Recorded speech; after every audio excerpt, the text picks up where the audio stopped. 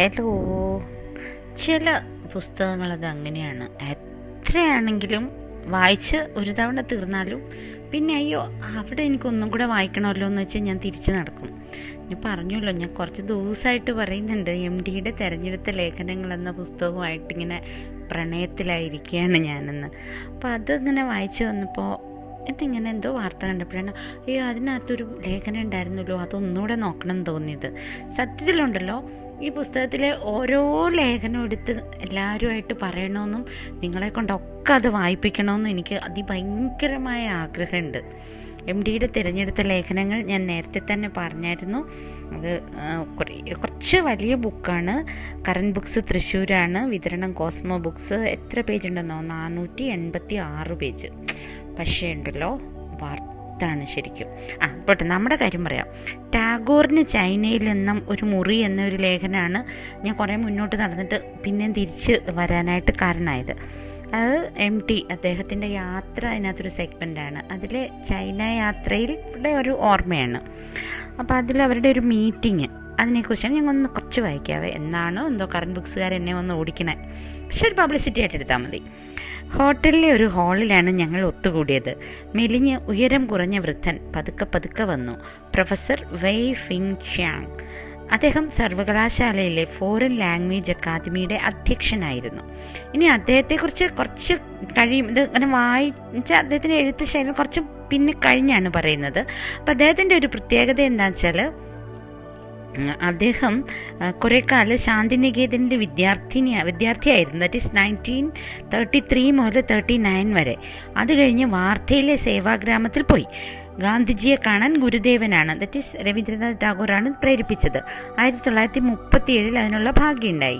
അന്ന് ഏപ്രിൽ മുതൽ ഒക്ടോബർ വരെ അദ്ദേഹം ഗാന്ധിജിയോടൊപ്പം താമസിച്ചു. അപ്പം അത്രയേറെ മനസ്സിൽ ഇന്ത്യ ഉള്ള ഒരാളാണ് ഈ പ്രൊഫസർ. അദ്ദേഹത്തിൻ്റെ പ്രസംഗത്തിൽ ചൈനീസ് വിവർത്തനായിട്ട് ഇടയ്ക്കിടയ്ക്ക്, പക്ഷേ ഇദ്ദേഹം പ്രസംഗിച്ചത് ഇങ്ങനെയാണ്: ഇന്ത്യയും ചൈനയും സഹോദരിമാരെ പോലെയാണ്.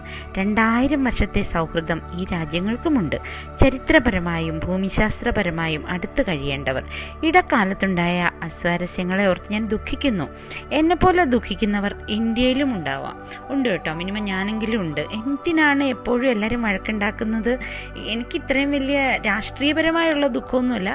ആര് വഴക്കുണ്ടാക്കിയാലും ഉണ്ടാക്കി ദുഃഖം. അപ്പം അദ്ദേഹം അതിൽ ബാക്കി പറയുന്ന കേൾക്കും. മനുഷ്യ ചരിത്രത്തിലെ അവിസ്മരണീയ ഭാഗങ്ങൾ പുതിയ മാർഗങ്ങൾ കണ്ടെത്തലാണ്. യന്ത്രവും യന്ത്രത്തോക്കുകളും കൊണ്ടുപോകാനുള്ള മാർഗങ്ങളല്ല. ആത്മൈക്യവും പരസ്പര ധാരണയും കൊണ്ട് ജനങ്ങളെ തമ്മിൽ ബന്ധിപ്പിക്കാനുള്ള മാർഗങ്ങൾ. അത്തരമൊരു മാർഗം ഈ രണ്ട് ജനതകളും കണ്ടെത്തി.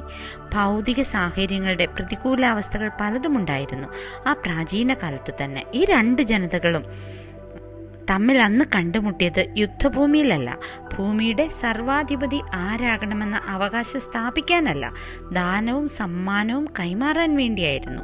പിന്നീട് വീണ്ടും ഈ രണ്ട് രാജ്യങ്ങളും ഒറ്റപ്പെട്ടു. പ്രയാസപ്പെട്ട് സൃഷ്ടിച്ച പാതയിൽ അശ്രദ്ധയുടെയും വിശ്വാസക്കുറവിൻ്റെയും പൊടിപടലങ്ങൾ അടിഞ്ഞുകൂടി.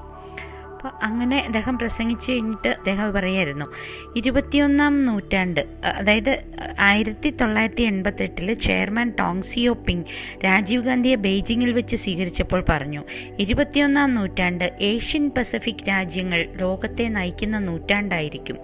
ഇന്ത്യയും ചൈനയും യോജിക്കാതെ ആ സ്വപ്നം ഫലിക്കുന്നതെങ്ങനെ? ആ ഒരു ചോദ്യം നമ്മളൊക്കെ ചോദിക്കേണ്ടതല്ലേ?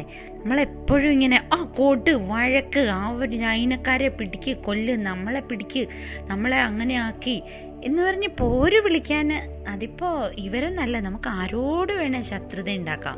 നമ്മുടെ തൊട്ടയൽവക്കത്തെ ശത്രുത മുതൽ രാജ്യങ്ങൾ തമ്മിലുള്ള ശത്രുത വരെ എന്തുമുണ്ടാകാം. പക്ഷെ ഒരുമയുടെ ഒരു വഴി ഉണ്ടോ എന്ന് ഇരു രാജ്യങ്ങളും ചിന്തിക്കേണ്ടതല്ലേ? എന്ന് വെച്ചാൽ ഗീതാവിഷയം ഇപ്പം അന്താരാഷ്ട്ര കാര്യങ്ങളൊക്കെ പറയാൻ പോകുന്നതെന്ന് ചിന്തിക്കാതെ നമ്മൾ ഓരോരുത്തരും നമ്മുടെ മനസ്സിൽ തന്നെ ഇങ്ങനെ ചിന്തിക്കണ്ടേ? നമുക്ക് മുന്നോട്ട് കുതിക്കാനായിട്ട് ലോകം വിടൂ, നമ്മുടെ ഒരു ചെറിയ സൊസൈറ്റി തന്നെ നമുക്ക് ഒന്നിച്ച് നിൽക്കാൻ ഏറ്റവും കൂടുതൽ വേണ്ടത് വഴക്കും സ്പർദ്ധയും ഒക്കെ ഒഴിവാക്കിയിട്ട് അന്യോന്യം സ്നേഹവും അവനവന് ചെയ്യാവുന്നത് അങ്ങോട്ടും ഇങ്ങോട്ടും ചെയ്ത് നമുക്ക് കൈപിടിച്ച് മുന്നോട്ട് പോകലല്ലേ.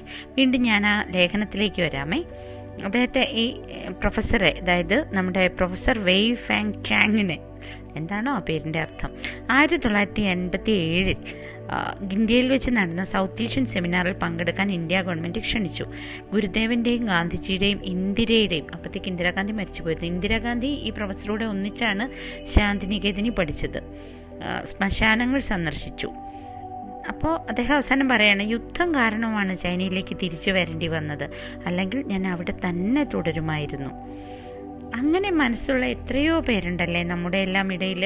ഇന്ത്യയിൽ ചൈനയായിട്ട്, ഇന്ത്യയും പാകിസ്ഥാനായിട്ട്, ബംഗ്ലാദേശ്, സിലോണ്, ഇതൊക്കെ ഇങ്ങനൊരു വഴക്കും ബഹളമൊന്നും ഇല്ലാതിരുന്ന ഒരു കാലത്തെക്കുറിച്ച് സ്വപ്നം കാണുന്ന ആൾക്കാർ. നമുക്ക് സ്വപ്നങ്ങൾ കണ്ടുകൊണ്ടേയിരിക്കാം. തൊട്ടയൽപക്കത്തുള്ളവരുമായിട്ടുള്ള പ്രശ്നങ്ങൾ പറഞ്ഞു തീർത്ത്, അതിനടുത്ത ഗ്രാമത്തിലെ പ്രശ്നങ്ങൾ പറഞ്ഞു തീർത്ത്, സംസ്ഥാനങ്ങൾ തമ്മിൽ തീർത്ത്, എല്ലാവരും പ്രശ്നങ്ങളൊക്കെ ഒഴിവാക്കി ശാന്തിയും സമാധാനവും ഉള്ള ഒരു രാജ്യത്തെക്കുറിച്ച് സ്വപ്നം കാണുന്ന ഒരു തലമുറയെങ്കിലും നമുക്ക് സൃഷ്ടിച്ചെടുക്കാം. ശുഭരാത്രി.